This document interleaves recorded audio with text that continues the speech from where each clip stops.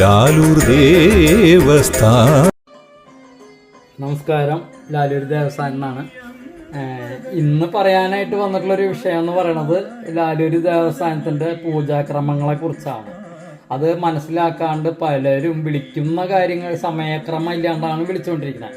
ഒരു ക്ഷേത്രത്തിലേക്ക് അല്ലെങ്കിൽ ഒരു പൂജാ സ്ഥലത്തേക്ക് വിളിക്കുമ്പോൾ അവർക്ക് മനസ്സിലാക്കാം ഈ സമയത്തൊക്കെ പൂജ ആയിരിക്കുമെന്ന് മനസ്സിലാക്കാൻ അറിവില്ലാണ്ട് അത് അതിനെക്കുറിച്ച് അറിയാത്തവരാണ് വിളിച്ചുകൊണ്ടിരിക്കുന്നത്. വിളിക്കുന്നതുകൊണ്ട് എനിക്ക് വിരോധമൊന്നുമില്ല. ഞാൻ പൂജാ സമയത്ത് ഫോൺ എടുക്കില്ല, ഫോൺ പുറത്തായിരിക്കും, സൈലൻറ്റും ആയിരിക്കും. ആരും അറിയില്ല, ആ ഭാഗത്തേക്ക് ആരും തിരിഞ്ഞു നോക്കൂല. നിങ്ങൾ കുറേ തവണ വിളിക്കും, 2 തവണ വിളിക്കും, 3 തവണ വിളിക്കുമ്പോൾ നിങ്ങൾക്ക് തന്നെ ദേഷ്യം വരാം. ദേഷ്യം വരുമ്പോൾ എന്തുണ്ടാവും, നിങ്ങൾ മനസ്സുകൊണ്ട് തന്നെ ശപിക്കും. യൂട്യൂബിൽ നമ്പറും കൊടുത്തിട്ടുണ്ട്. എന്നാൽ ഞാൻ യൂട്യൂബിൽ കൃത്യമായിട്ട് പറഞ്ഞിട്ടുണ്ട്, എല്ലാവരോടും വാട്സാപ്പ് അയക്കുക, നിങ്ങൾക്കുള്ള മെസ്സേജുകൾ എന്താണോ. അപ്പോൾ ഒരു ഗ്രീറ്റിങ്സ് വരും, ആ ഗ്രീറ്റിങ്സിൽ കാണുന്ന കാര്യങ്ങൾ നിങ്ങൾ ഇട്ട് കഴിഞ്ഞാൽ ഞാൻ ഇതുപോലെ ഫ്രീ ആയിട്ട് വരുന്ന സമയത്ത് അതോ എല്ലാവരുടെയും രാത്രി 100 മെസ്സേജ് നോക്കിയിട്ടാണ് ഞാൻ കിടന്നുറങ്ങുള്ളൂ. അത് എത്ര നേരം വൈകിയാൽ തന്നെ 500-1000 മെസ്സേജുകളൊക്കെ ഒരു ദിവസം വരുന്നുണ്ട്. ഇതൊക്കെ മറുപടി പറഞ്ഞിട്ടാണ് ഞാൻ കിടക്കാറുള്ളത്. അപ്പോൾ അതൊക്കെ ഇട്ട് കഴിഞ്ഞാൽ ഞാൻ കൃത്യമായിട്ട് നിങ്ങൾക്ക് മറുപടി തരാമെന്നുള്ളത് എപ്പോഴും പറഞ്ഞിട്ടുണ്ടെന്നാലും എല്ലാവരും വിളിച്ചുകൊണ്ടിരിക്കും.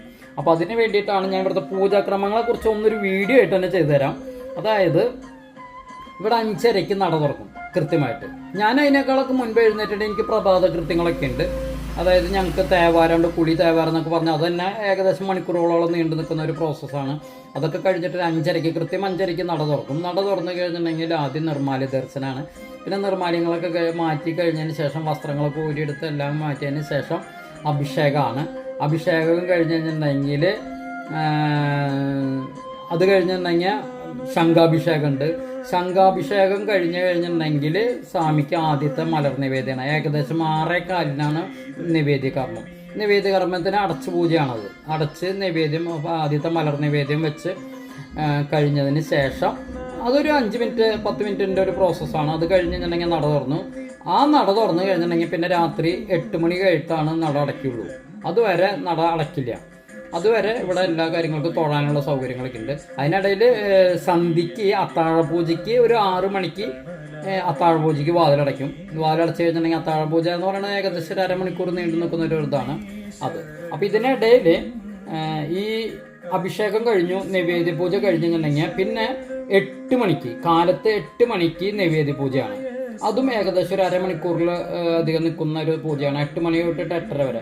അതാണ് ഞാൻ പറയാറുള്ളത്. 8:30ക്ക് ശേഷം വിളിച്ചാലാണ് എന്തെങ്കിലുമൊക്കെ ഒരു മറുപടി പറയാൻ പറ്റുമെന്ന് നോക്കാൻ പറ്റുള്ളത്. ചിലപ്പോൾ പൂജകൾ ഇത്തിരി പുഷ്പാഞ്ജലി കൂടുതലുണ്ടെങ്കിൽ 8:30 എന്നുള്ളത് 9 മണി വരും. അപ്പം അങ്ങനെയൊക്കെ ഉണ്ട്.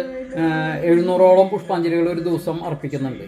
700ഓളം പുഷ്പാഞ്ജലികൾ എന്ന് പറഞ്ഞാൽ ചിലപ്പോൾ കൂടുമ്പോൾ അതിനനുസരിച്ച് സമയം കൂടും. ഞാൻ പറയുന്നത് മനസ്സിലായോ? അപ്പോൾ ഇവിടുത്തെ പൂജാക്രമം മനസ്സിലായോ? കാലത്ത് 5:30 നട തുറക്കും. നട തുറന്നു കഴിഞ്ഞിട്ടുണ്ടെങ്കിൽ ആദ്യം നിർമ്മാല്യ ദർശനം, അത് കഴിഞ്ഞ് അഭിഷേകം കഴിഞ്ഞ് ശംഖാഭിഷേകം, അത് കഴിഞ്ഞിട്ടുണ്ടെങ്കിൽ മലർ നിവേദ്യം കഴിഞ്ഞിട്ടുണ്ടെങ്കിൽ അലങ്കാരം കഴിഞ്ഞു. അത് കഴിഞ്ഞാൽ പിന്നെ 8 മണിക്കാണ്. 8 മണിക്ക് നിവേദ്യ പൂജയ്ക്ക് വാതിലടച്ച് കഴിഞ്ഞിട്ടുണ്ടെങ്കിൽ അടച്ചു പൂജ കഴിഞ്ഞ് കഴിഞ്ഞിട്ടുണ്ടെങ്കിൽ 8:30യോട് കൂടിയിട്ടാണ് പൂജ കഴിയുക. പൂജ കഴിഞ്ഞിട്ടുണ്ടെങ്കിൽ പിന്നെ അതിൻ്റേതായ കുറേ കാര്യങ്ങളുണ്ട്. ഉച്ചയ്ക്കുള്ള അത്താഴ പൂജയ്ക്കുള്ള കാര്യങ്ങളൊക്കെ ഒരുക്കി വെക്കണം. അത് കഴിഞ്ഞതിന് ശേഷമാണ് ഞാൻ ഇവിടെ ഇരിക്കുക.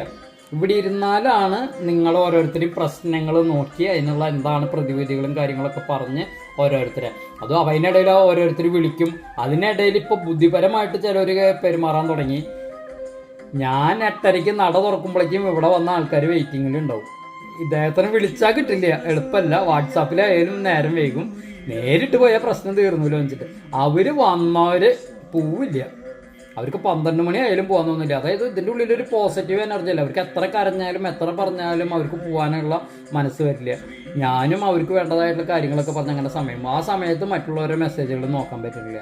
അതൊക്കെയാണ് നേരം വൈകുന്നതിൻ്റെ ഏറ്റവും വലിയ കാര്യങ്ങൾ എന്നുള്ളത് മനസ്സിലാക്കുക. പിന്നെ ഇതൊക്കെ കഴിഞ്ഞ് കഴിഞ്ഞിട്ടുണ്ടെങ്കിൽ 3 മണിക്ക് ശേഷം ഞാൻ ആരെയും അപ്പോയിൻമെൻറ്റ്, അതായത് ഒരാളെയും സന്ദർശനം ഞാൻ എടുക്കാറില്ല. വന്ന് തൊഴുതു പോവാം. ഞാൻ പറഞ്ഞില്ലേ, വാതിലടയ്ക്കുന്നത് നട തുറന്നാൽ 5:30 നട തുറന്നാൽ വൈകിട്ട് 8 മണിക്ക് നട അടയ്ക്കുള്ളൂ. അതുവരെ ആർക്ക് വേണമെങ്കിലും ദർശനത്തിന് വരാം. ഇവിടെ ദർശനത്തിന് അങ്ങനെ ക്ഷേത്ര ദർശനമൊക്കെ വളരെ കുറവാണ്. പിന്നെ 3 മണിക്ക് ശേഷം ഞാൻ എന്താണെന്ന് വെച്ചിട്ടുണ്ടെങ്കിൽ പൂ വാങ്ങിക്കണം, മലര് വാങ്ങിക്കണം, അവിൽ വാങ്ങിക്കേണ്ടി വരും, കരിക്ക് വാങ്ങിക്കേണ്ടി വരും, കദളിപ്പഴം വാങ്ങിക്കേണ്ടി വരും. പല സാധനങ്ങൾ വാങ്ങിക്കാനായിട്ട് ഞാൻ പുറത്ത് പോകുന്ന സമയമാണ് 3 മണിക്ക്.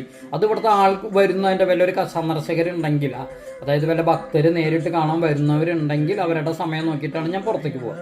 അത് കാരണം പിന്നെ ഒരു കാര്യമുണ്ട്, 8:30 11 മണി വരെ ആരും വിളിച്ചില്ലെങ്കിലും ഇവിടേക്ക് വരാം.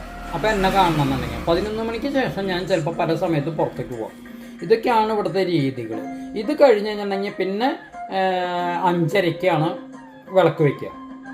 അതായത് വീണ്ടും തിരിയൊക്കെ തീർത്ത് വൃത്തിയാക്കി വിളക്ക് വെച്ച് കഴിഞ്ഞിട്ടുണ്ടെങ്കിൽ 6 മണിക്ക് നൈവേദ്യ പൂജയാണ്. മലർന്ന് 2 നൈവേദ്യങ്ങൾ വെച്ചിട്ടുള്ള പൂജയാണ്. 6 മണിക്ക് അടച്ചു പൂജ തുടങ്ങി കഴിഞ്ഞിട്ടുണ്ടെങ്കിൽ 6:30 കഴിഞ്ഞ പൂജ കഴിഞ്ഞു. അത് കഴിഞ്ഞിട്ടുണ്ടെങ്കിൽ പിന്നെ അതിനോടനുബന്ധിച്ച് കുറേ കാര്യങ്ങളൊക്കെ ഉണ്ട്. ഇതൊക്കെ കഴിഞ്ഞിട്ട് 8 മണിക്കാണ് നട അടയ്ക്കുക.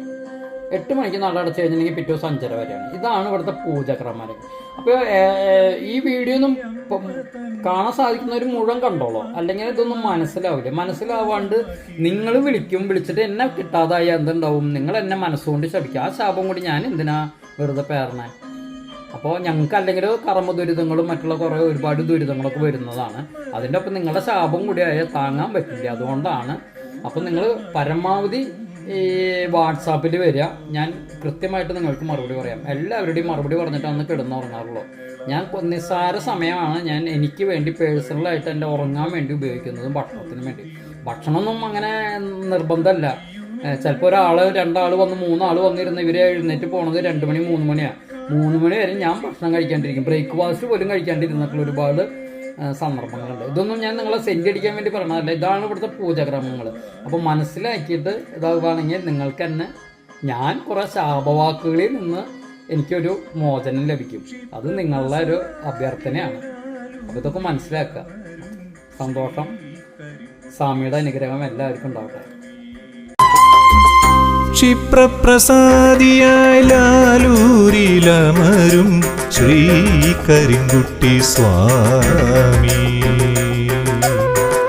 കഷ്ടനഷ്ടങ്ങളിൽ തുണയായി മരുവും ശ്രീ വിഷ്ണുമായ സ്വാമി, ദുഃഖവും ദുരിതവും അർപ്പിച്ചു നിൽപ്പിത ശിഷ്ടരാമേഴകൾ